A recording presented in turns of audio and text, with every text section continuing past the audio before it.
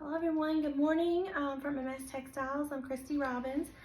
This video today is being made for my beginner sewing class, and the project today that I'll be discussing is an oven mitt. And so first off, I want to say the disclaimer is that we did use AccuQuilt, the oven mitt die in order to make this oven mitt project, okay? So first thing you want to do, everyone, is gather your supplies.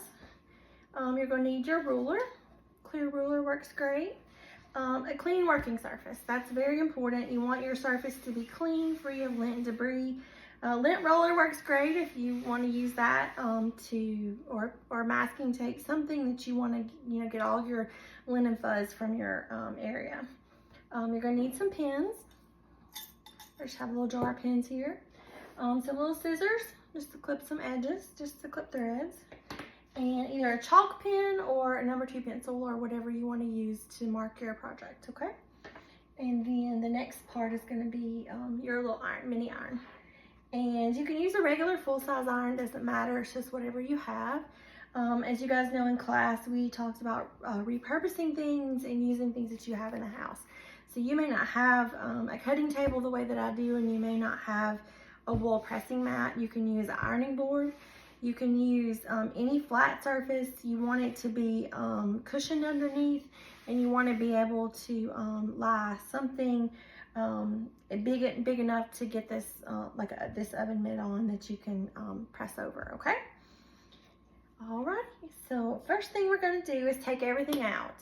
So inside your project kit, you would have had 2 pieces like this bias binding that were already cut to fit.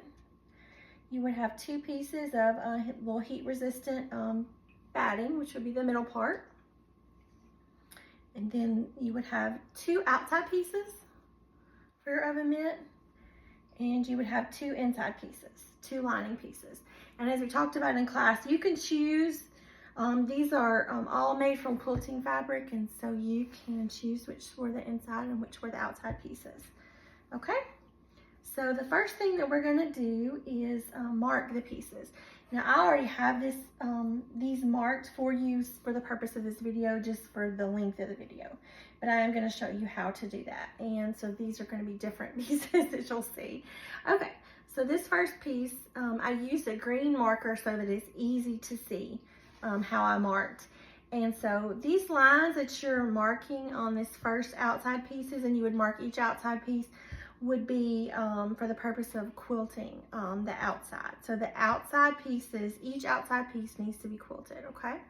And it could be, in the method we talked about in class, you're going to use your straight stitch that we used in class, and you would, however you want to do it. We talked about you could freehand, you could make a quilting motif, such as a Christmas tree or a pumpkin or whatever you have. I use lines, okay? So I just use lines, and they're 1 inch apart. Let me come over here so you can see a little easier. And so what I did, I took my ruler and I marked in 1 inch increments, and I used my chalk marker, and this is water soluble and washable. So when you get ready to wash your project, these marker these will come out just like with a pencil, okay?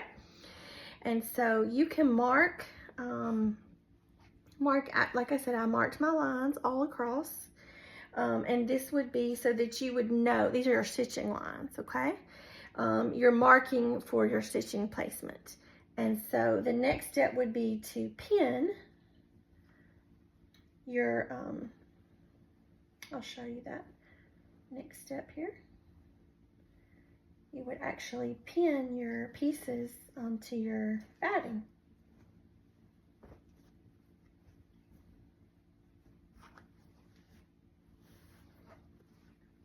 Okay, and I've used just some big pins here so you can kind of see.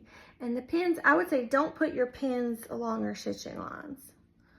So just as long as you pin them together, because fabric does shift when you put 2 pieces together, no matter what it is, what type of fabric it is, it does shift. And so getting in the habit of marking things And pinning things is a very good habit because, again, it helps with your accuracy. In the beginning, when you're learning, you need that extra level of support. But also for us who've been sewing a long time, we also need it because we can mess up and our eyes can tell us things that are wrong. We may think we have something even or equal, and then we measure and we're completely wrong. Okay, so the next step would be to quilt in the manner that you would like your outside pieces. And so I've gone ahead and for purposes, again, just for this video, I used a red thread. Can you guys see how I did that? And so if you wanted to quilt the lines all along, you would just continue sewing. And this was done with a sewing machine because I tried with hand sewing and it didn't show up as good on the video. So I wanted you to be able to really see the lines, okay? And then the next step would be you're going to mark your lining pieces. And I'll show you again, I used a green chalk marker so you can see a little easier. And your lines for your lining pieces, the marks are going to be 1/2 inch from the edge here. And that is to allow this seam's going to be a little bit larger than the seam for the outer pieces, because when you insert a lining into something, you want the lining to be a little smaller, okay? And then I'm going to show you another trick in just a minute called grading a seam, which also reduces bulk after sewing, okay? So the next step would be to pin your pieces, just like I showed you how to pin the outside pieces. You pin your lining pieces prior to sewing.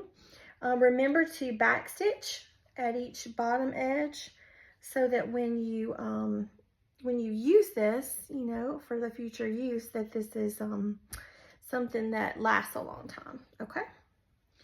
And so you also backstitch at your thumb area because, again, this is a point of stress just like at the edges, okay? And so if you guys can just kind of see here how I use the red thread again, so you can see how, and then I did use a sewing machine just for demonstration, just because it was easier for you guys to see. Okay, so I want to show you how to grade a seam. And so what that means is that you're going to actually, this has been graded, this has been graded, this has not. Okay, so I'm just going to show you. So you would lift up your edge here, and you're going to have two sides, right? Two seams, okay? So see how when I open that?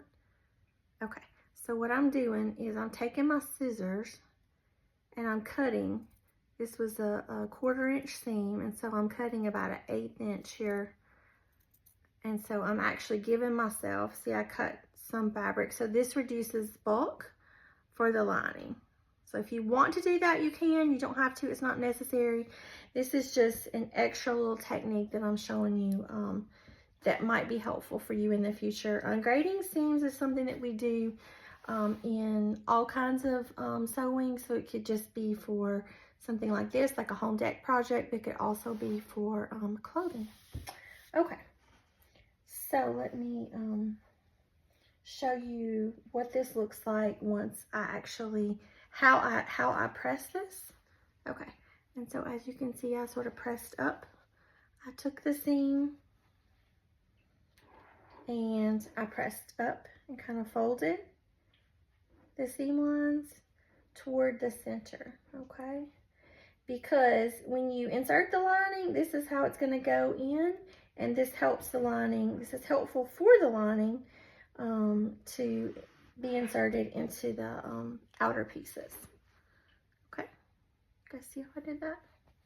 All right, the next step would be to, once your outer pieces have been quilted, you want to add your binding piece here to each edge here of your outer pieces, okay?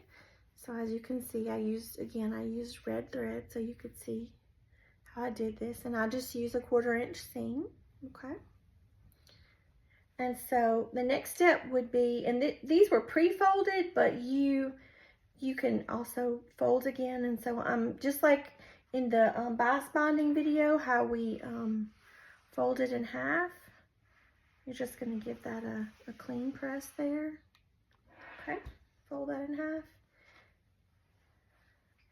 And then you're going to come back and just give that a gentle press.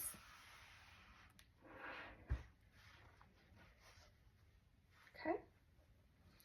And you can fold it back out. Okay. Now the next step would be to sew the two outer pieces together. And so you would pin them in the same way that you pinned the lining. So see how I put the right sides together, and then after you sew them, you want to turn the outer pieces to the outside, okay? And that's what this is going to look like when you finish. And you want to press over each of the seams, front and back, okay? And then the next step would be to take the lining, and this is the easy way. I'm going to actually just take my hand here. I'm going to put my hand here, you guys can see, into the lining. And I'm going to insert my lining into my oven mitt. See? Super easy, okay? I'll take it out here so you can see. Very easy. And I've used all kinds of different fabrics here just so you guys can see.